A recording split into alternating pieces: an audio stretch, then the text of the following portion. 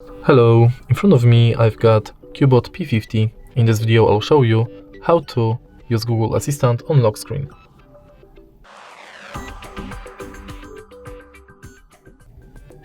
In the beginning, let's go to Google app. Tap button in the top right corner. Go to Settings. And go to Google Assistant.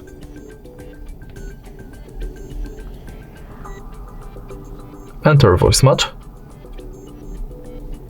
and enable Hey Google. Tap Next, agree and continue.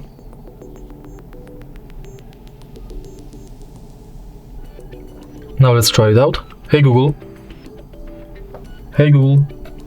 Now that you are sure it's working, let's go back, enter lock screen, and make sure that this function is enabled. Now you can simply lock the screen and say, Hey Google, what's the weather like tomorrow?